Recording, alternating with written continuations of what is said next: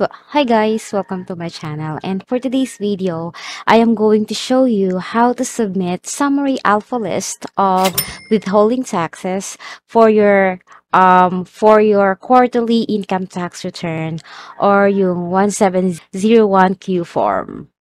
Okay, this is applicable whether naka 8% ka or graduated, basta nag-declare ka ng kaltas sa iyong income tax return, you have to submit this form. Okay, and this is divided into 3 steps for generate file, and then validation, and then e-submission. If you still don't know how to do it, keep on watching, but please don't forget to like this video and subscribe to my channel. Okay, so start tayo. So, una mong gagawin ay pumunta sa BIR website and scroll down mo, punta ka ng downloadables. And then, hanapin mo yung Alpha List, Data Entry, and Validation Module. So, yan, makikita mo dyan. And then, i-click mo lang ito. Yan, click mo yan para ma-download. And then, install mo siya. So, para ma-install, i-double click mo lang itong na-download mong file. And then, may prompt doon para ma-install mo siya. And then, kapag na-install mo na siya, ito yung lalabas. Alpha List, Data Entry, and Alpha List Validation Module. Yan. Meron yung shortcut sa desktop mo. Start tayo. I-click mo yung Alpha List Data Entry, and then may lalabas na ganito. Gawa ka ng username mo at password. And then, tandaan mo kasi yun na yung gagamitin mo next time na nagagawa ka ng SOUT report. Yan. Ito may lalabas dito. And then, dito, kailangan, ang ilalagay mo dito ay details mo. So, nasa COR mo naman yung mga kailangan dito. Ilalagay mo lang dyan. Katulad lang din sa income tax. So, again, details mo ang ilalagay. Punta ka na sa main page, and then i-click mo yung SOUT. So, ito na yung summary alpha list of withholding taxes. SOUT form 1701Q. And then, March 2021, dahil first quarter ngayon ng 2021. And then, next, amended return, no. Any taxes withheld, yes. And then, no muna dito. Okay, so para makapaglagay tayo ng details, click mo yung add, update. Add or update. Okay. And then, dito kasi may nakalagay na dahil nilagay ko na kanina. So, i-click mo lang yung edit. Dito, ang ilalagay mo dito ay yung details ng payer mo. So, kung sino yung nagkaltas sa'yo, yun yung ilalagay mo. Makikita mo to sa 2307. So, TIN number nila, company, and then, ATC, nasa 2307 din yan. And then, dito. For example, kumita ka ng, ang kinita mo ay 60,000 and yung 60,000 na yon ay kinaltasan nila.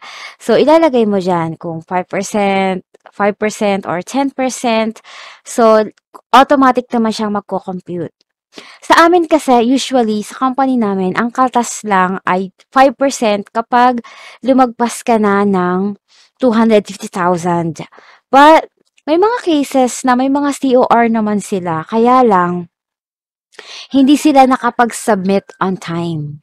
Simula nang na-hire ka, bibigyan ka lang ng 1 month or 30 days para i-process ang COR mo and yung sworn declaration. Yung iba kasi, hindi nila alam na kailangan pala yon, and then for the next year, kailangan mo pa rin mag-submit ulit. Yon. So, ang ending, taxable sila ng 10% buong taon. So, sayang yon. Kaya kailangan mo siyang i-declare para magamit mo siya as tax credits for the following quarter or next year. Hindi mo man siya ma-refund, pero magagamit mo siya as tax credits. Yon. So, pag okay na, i-click mo lang yung save. Save mo na. Double check mo yung details and then save. Kung sakali naman na meron kang iba't ibang client and yung mga client mo ay kinaltasan ka ng tax, So, gagawan mo sila ng report. So, sequence number. So, sequence number 1, 2, or 3. Yan, makikita mo, i-click mo lang yung add. Yan. Kiklik mo yung add, and then, same steps, ilalagay mo yung details na nasa 2307 na binigay sa'yo. So kung wala naman, kung wala ka namang idadagdag, isang company lang yung nagbigay sa'yo ng 2307, exit ka na. Balik ka na sa main menu. Makikita mo naman, i-generate mo na yung file. So, click mo lang yung generate file, and then, tandaan mo kung saan siya nakasave, kung saang folder. And then, save.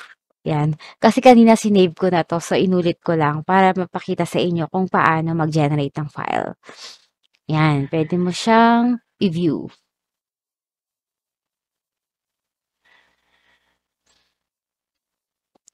Yan. So, pwede mo siyang i-print. Click mo lang ito para makita mo yung report.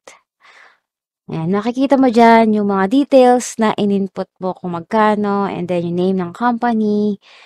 Yan. Sa baba, mayroong Excel report. Dito naman kasi, hindi mo siya makikita right after nag-generate ka ng file. So, you have to close the app and then login ka ulit. Doon mo siya makikita. So, yon. So, bali, yun yung sa step 1. So, after nito, doon ka na sa AlphaList Validation Module para mag-validate tayo ng that file na na-generate mo. Okay, so exit, and then punta ka dun sa pangalawang app na na-install mo. Yan, dito. Dito naman, ang ilalagay mo dito ay yung TIN number mo. TIN number mo, and then yung year. Yan. So, click mo yung South.